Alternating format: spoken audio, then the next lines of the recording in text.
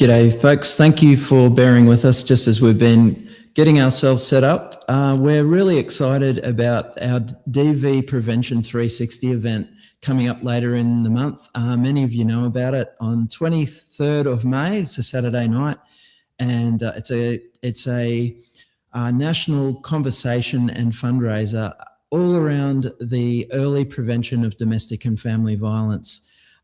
We've got a special guest joining me soon who is a part of that evening, and can't wait to introduce you to Richard.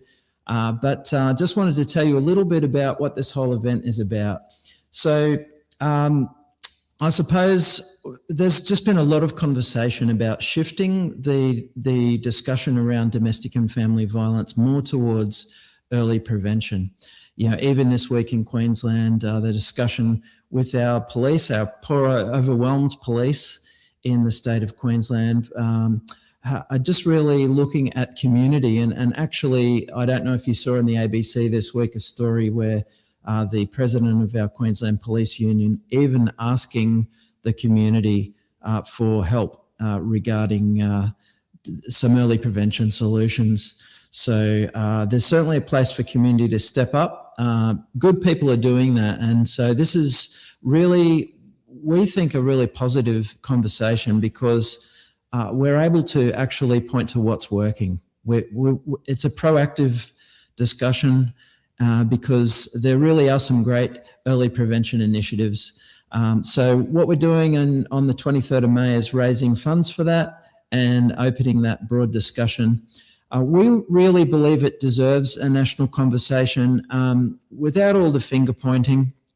And also we want to hear from a different set of people than the usual suspects. So sometimes when people are talking DV, and certainly conferences and events like that, you know, you might hear from a few politicians and academics and some quite activated activists, if we can call them that.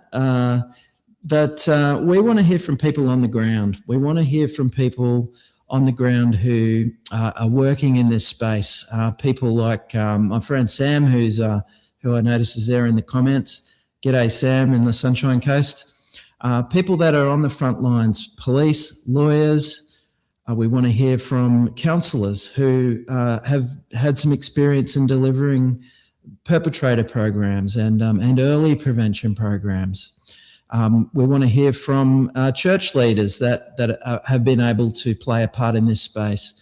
I'm thinking of my mates in Bundaberg, Richard, Kathy, and the Baptists up there, and the ministers in Bundaberg that were not once but twice approached by their local police, who 90% of their work in Bundaberg is domestic and family violence, saying to the churches, can you please help us? We are overwhelmed, and is there something churches can do?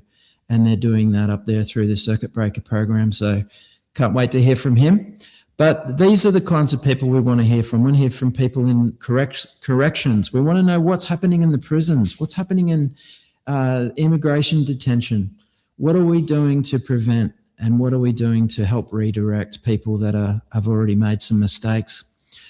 So that's what DV Prevention 360 is about. It's about giving domestic violence prevention a full 360 review.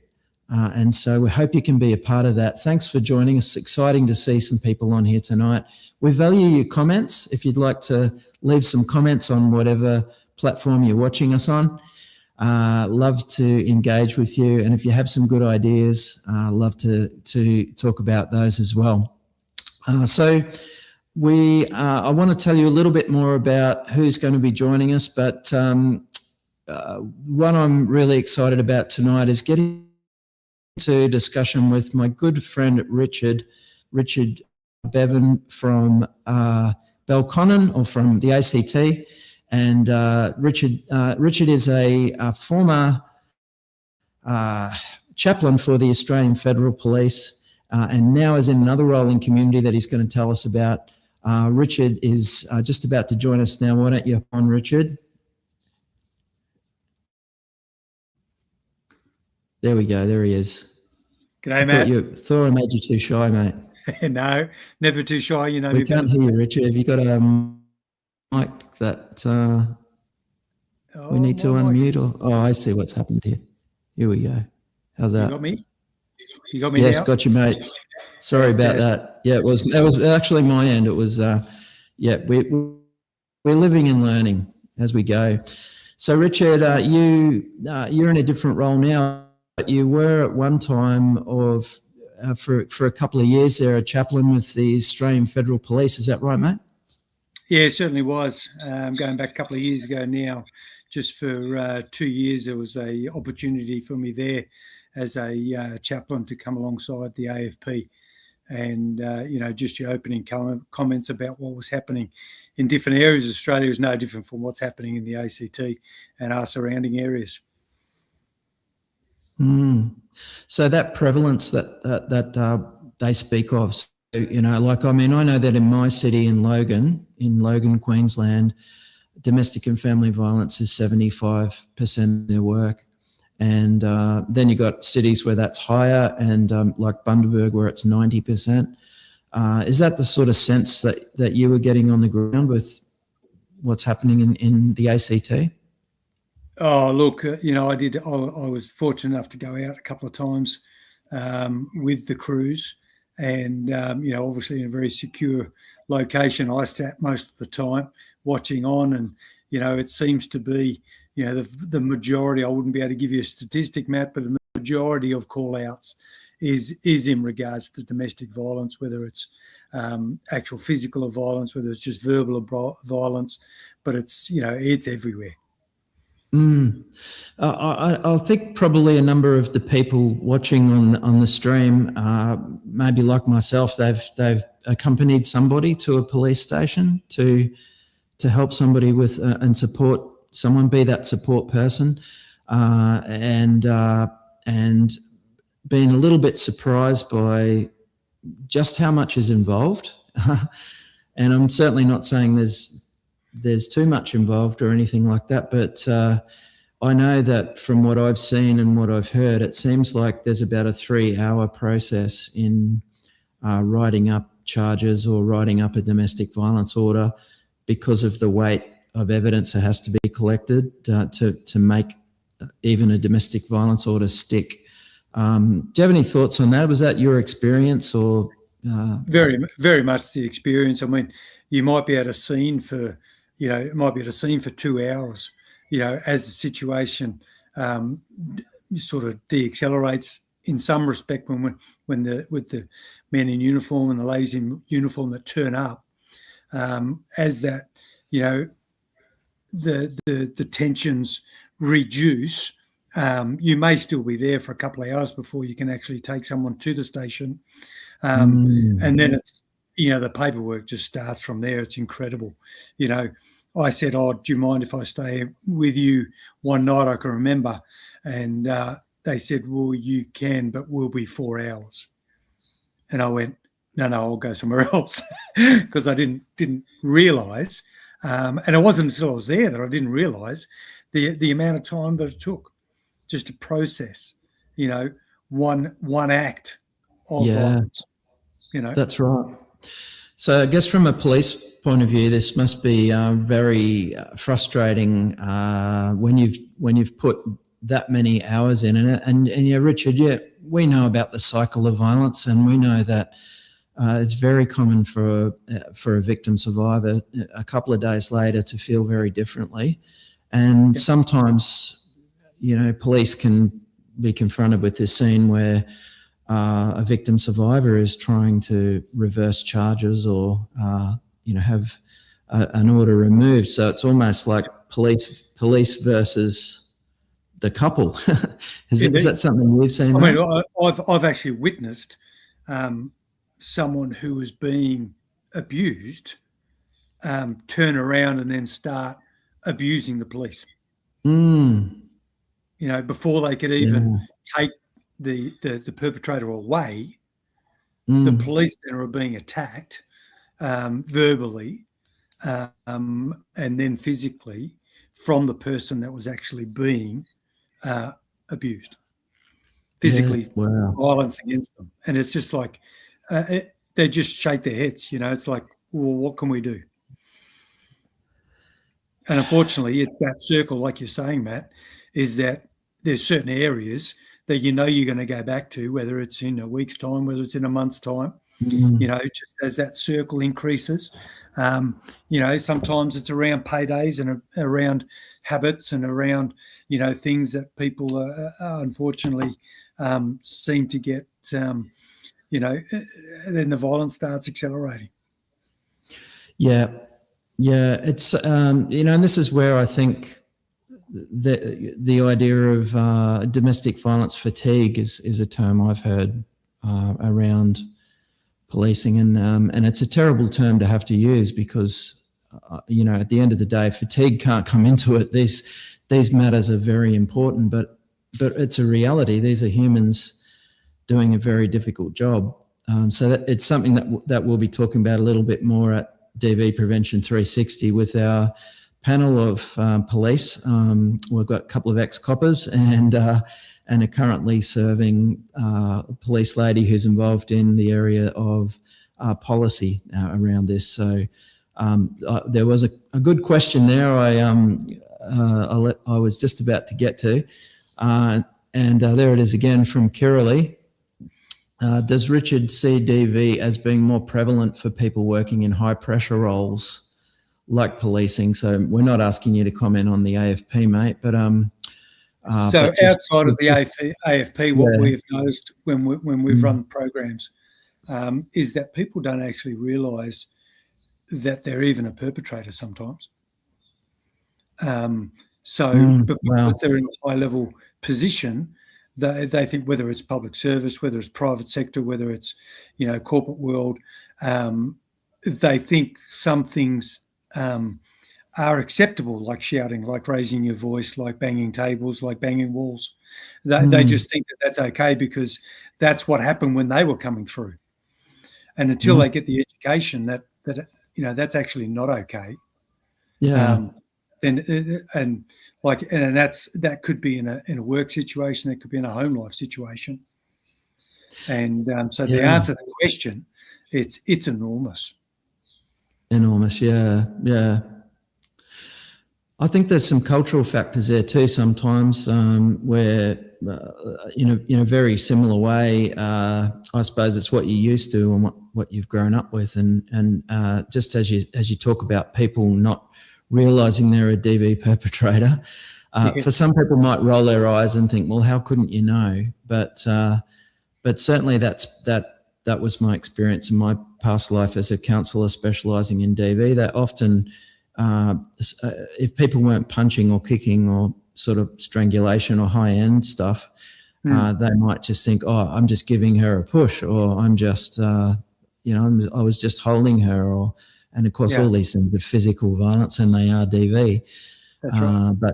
But it's amazing that people, because often these things do build slowly, don't they, mate? And people can get to a place where they didn't realise they'd gotten to. So it's also when if they're in a high pressure workplace on big incomes, and they're being pushed to get the results when they step out of that position in the office and get home, and the kids aren't doing what they've been instructed to do, where these people are used to being in an environment where they say something, it happens.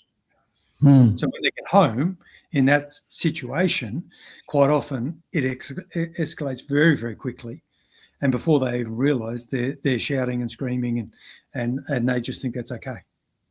Yeah, and it's sad because that can end a family pretty quickly, can't it? I mean, literally, unfortunately as well. We must never forget the potential for these things to get to homicide. But in terms of what I was meaning, family breakdown, and especially if people don't even realise that they're crossing these lines, suddenly find themselves separated, divorced, and kids, shared parenting, and all of the rest of it. I want to say hi to a few people in the comments. Sam, g'day Sam, thanks for saying hi, and Justin down there in Melbourne. We're looking forward to hearing Justin's story on the 23rd at DV. Justin's got a fantastic story, and we can't wait to hear that, mate. Thanks for tuning in tonight. So I was also going to ask you, Richard, now with the experience that you bring from there, and you're in a different organisation now. So you're with Life Unlimited Church are you based on the Belconnen? Yeah, Belconnen. Yeah. So you have been able to be involved in early prevention through getting involved with the Circuit Breaker program, haven't you, mate? Yes, very much so. Yeah, and what's that been like for you in terms of reach? Like, has it been able to, I suppose, help you to provide some kind of hope locally, or what's been your experience, mate? Look, Matt, I still think it's probably one of the unfortunately the best kept secrets going around. But what we are seeing as a church and as a movement. And you'd love to be able to bring it into so you get all your staff on board, but unfortunately, it's, as we know, the Circuit Breaker program is one of those programs that people want to do it. They don't get told to do it. But what we're noticing is that it's changing people's lives so dramatically. I mean, for one instance, we had a husband of a family do the course, and then his wife did the course. And then, his children have come and done the course because they've seen the results in mum and dad's behaviour and gone, we want that. Wow. Over and over again, we've seen that. And I know that personally because it's happened in my family. I did the course to start with, and then I started facilitating the course, and then my wife did the course, and then our children have started doing the course. And it is amazing because they're seeing the results firsthand. When mum and dad don't scream at home anymore because they don't get asked what to do. When we have that open line of communication, because the way I look at it and the way that I set up the Circuit Breaker program in our church is that if you want to know a better way of communicating, this is the course for you. It is exceptional, because I believe that every single person, given the right set of circumstances, could be a perpetrator. So what we want to do is first educate people that we do have a anger scale, and the better you know that anger scale, the better you know what level on that scale you're at and when you should stop communicating. I mean, one of the best lines of Circuit Breaker program is we get told over and over again, once you've had a few drinks, you don't drive. But no one gets told, once you're angry, stop communicating. So being under the influence of anger. Yeah. Yeah, as soon as we can get that education out, the better. Absolutely, mate. Yeah.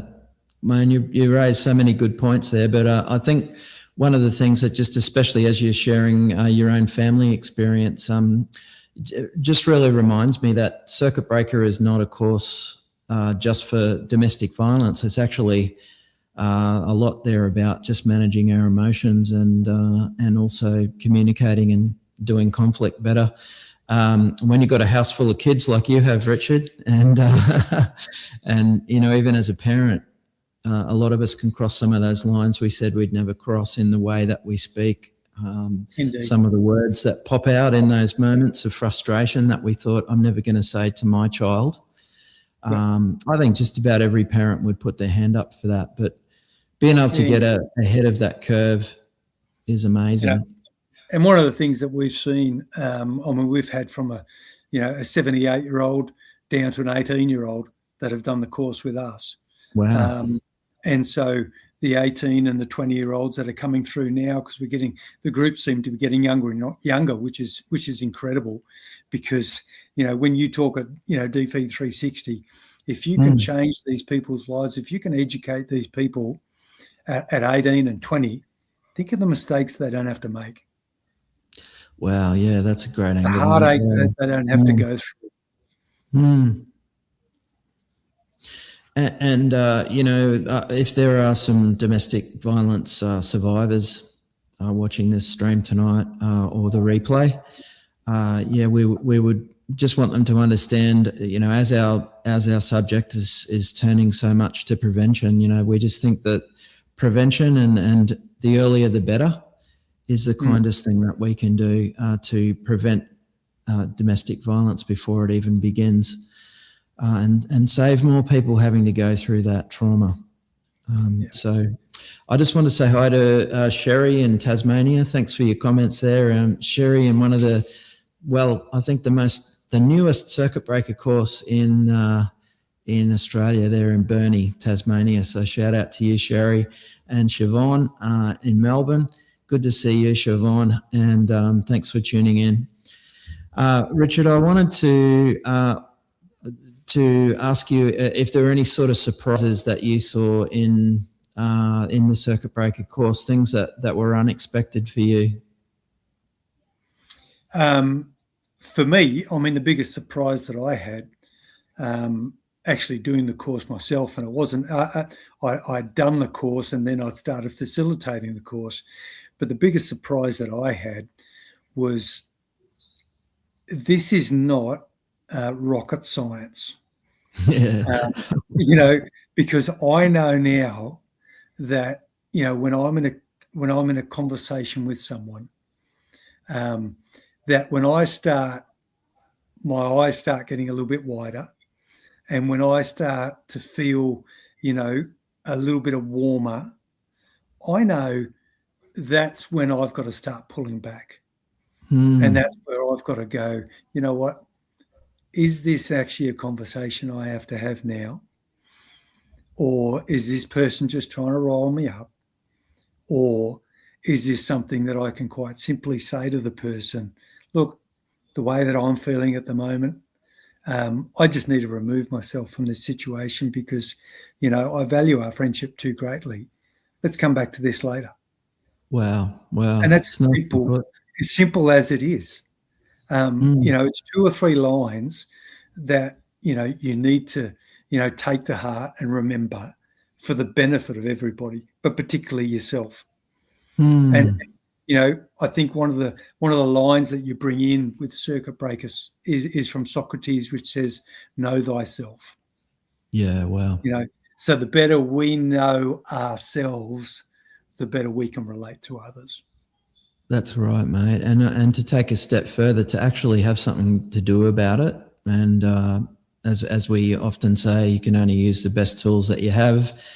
You can only use the best tools that you know about, which is, why I think we need to get this far and wide. And really that's what DV Prevention 360 is about. It's about talking about these things that are working. And circuit breaker is certainly not the only good program. It's not the only good solution, but it is one that we know is working. And, as people are hopping on from around Australia could testify to that. But that's why we want to raise funds for circuit breaker. And so a big part of what we're doing, particularly on the 23rd of May, is we're just really encouraging people. Could you get behind this? Could you help bring early prevention to more communities around Australia through a program that we know is achieving those results? Okay, they've got a comment there from Bridges Australia. This is a new organisation. It's such a privilege to see firsthand the community changed by circuit breaker course. Yes, thank you, Sam from Bridges, who's been involved with the program up in Budrum, doing their second lap of the course at the moment, when hearing some amazing stories come out of Budrum. Jane, imagine if more young adults did the course. Wow, yeah, absolutely. Imagine, I love hearing that 18 and 19-year-olds are doing it. Yep, absolutely. The earlier, the better, hey? And getting these tools into people's hands before they start making the kinds of mistakes that I made early in my life as somebody that went into marriage without very good tools for communicating and conflict, and had to really learn the hard way. Be so amazing to avoid all that, and that's what we're trying to help people do. Hey, Richard, can't thank you enough for your time tonight, mate. Looking forward to hearing more from you on the 23rd of May as you join us next time around for the panel of church leaders. So look forward to that, mate. But thank you so much, and thank you, family, for us. And we'll see you real soon. Thanks heaps, Matt. See you now. See you, mate. Great. Isn't he an inspiring man? So great to have Richard and the amazing work that they're doing there at Life Unlimited there in the ACT, in our nation's capital. So you can look forward to guests like that on the 23rd of May, but we want to tell you we've got a big announcement to make in a few minutes. There's a particular guest that we're announcing tonight. I want to let you know who's coming. We've got some police, already spoke about those. Lawyers, we've got Caroline De Vries from New Way Lawyers joining us, and we've also got Brad Fitzgerald joining us from Brisbane. Amazing lawyers that have really got some great proactive ideas. We've, as I've spoken to them in preparation for our event, just some really great fresh approaches that I know are really going to bring some light around this issue. I'll be talking to my mate Peter Fulcher, who's a prison chaplain. We're going to be speaking about corrections. He's also been involved not only in prisons, but he's also someone who's delivered circuit breaker in an immigration detention centre here in Brisbane. So looking forward to hearing some great stories from him, not about just what's happening, but about what's possible, That's what this is about. Got a couple of great guests joining us that are working in the homelessness space. Did you know that it's a fact that 75% of homelessness in Australia, this epidemic that we're seeing at the moment, 75% of that is the result, either directly or indirectly, of domestic and family violence. How tragic is that? So Mark Matthews from Victoria, from Empowered Faith Communities. He's a former senior public servant in Victoria in housing and has been involved in housing programs and setting them up in the past, brings his insights to, as well as what he's currently doing with people that are doing it tough in the homelessness space. Along with another gentleman, Jason Lokes, who with his wife Lisa has set up Sheltered by Grace. It's an amazing homeless shelter in Logan where they have a purpose-built space for female victims, but in what we think is an Australian first, a house for male victims of domestic and family violence. Are they real? Well, wait till you hear what Jason has seen as partners of those men have turned up. I won't ruin that one. That's a powerful one.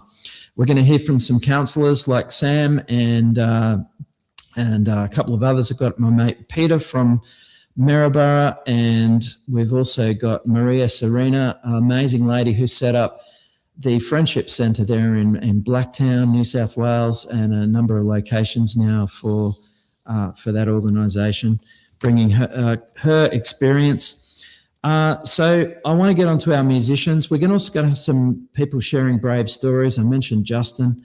Got some amazing stories of people whose life has been profoundly turned around, and I'll talk about what life was like before they did the circuit breaker program, and the sliding doors moment, and where things could be right now if they hadn't have made that decision. But big announcements. Last time we were really happy to announce our Cindy Lee Bosky, the girl with the golden pipes from Chinchilla, had released a new single, and that Did I Ever Really Matter to You? And I want to tell you tonight that I was thrilled to hear that has now gone over 100,000 views. So that's making its way around the world, that single, and deservedly so.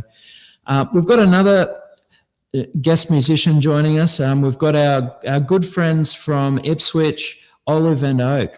Can't wait to hear from them on the night. They're bringing quite a powerful song, actually. So looking forward to those guys. We've also got somebody that I want to show you in a moment, who went very deep into The Voice Australia. He made semi-finals.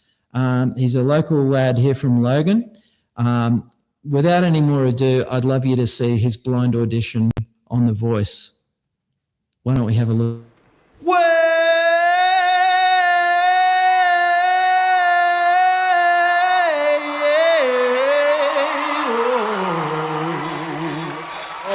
You know you make me wanna shout, kick my feet up and shout, throw my hands up and shout, throw my hair back and shout. Come on now, don't forget to say you will. Come on everybody, don't forget to say yeah, yeah. I still remember when you used to be 9 years old. You see, I was a fool for you from the bottom. Say, come on, turn around for Daddy. Hey, holding on to me. You wanna leave me, you wanna let me go, but I got something to tell you. You see, I want you to know. Yeah. Hey, I said I want you to know right now.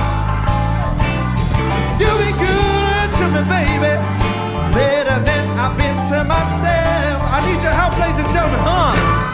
Make me wanna shout, hey, hey, hey, come on, hey, hey, hey, hey, oh, hey, oh, so little bit softer now, come on, little bit softer, little bit softer, little bit softer, little bit louder now, come on, little bit louder now, hey, little bit louder now, oh, wanna shout, hey.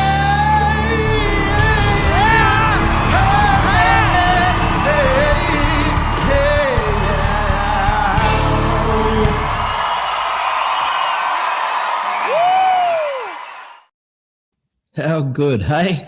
4 chairs he turned, and as I said, he went deep into semi-finals, and not just an amazing performer, but a really, really great human being, Chang Po Ching, and he's a school chaplain these days, and still performing. We'll find out where he's gigging, but he's winning a lot of hearts with not just with his voice, but his amazing work in one of the toughest areas of Logan, where he's a school chaplain. Love to think that a quality bloke like that is getting around our kids and being an influence. Yes, Jenny, amazing voice. He really has, and so generous of Chang to give us his time. So looking forward to hearing from him. If you've enjoyed this tonight, could you do something for us? Could you share? Could you just hit that share button right now, just so that your friends see that you've been on here, and maybe they'll just check it out and see what it was all about. And we'll have some information if you'd like to register for the event. All that is we'll be giving you all of the updates and make sure that you don't miss the big event. So you can go straight along to DV360.org. I'm going to put that up on the screen for you right now. So where are we? Yep. Yes, there's it. No, that's not it. There it is. Cool. You can give now there too if you want to. But the messages and giving tonight, although you can if you want to. But that's where you can find information, and you can get on the list for us to give you alerts and to let you know what's going on so you don't miss it. But in a nutshell, it's going to be on Facebook. It's going to be on the Circuit Breaker Movement. It's going to be on Hope Ventures Instagram page. That's hopeventures.au, as well as Circuit Breaker Course on Instagram, Circuit Breaker Course. We're popping up in other places too. But if you found us tonight, help your friends find us next time for that event. Make sure you come along and see if you can't dig deep to help us get this good news around Australia to change more lives and more communities. Thanks for joining us tonight. Have a great night, and we'll see you real soon.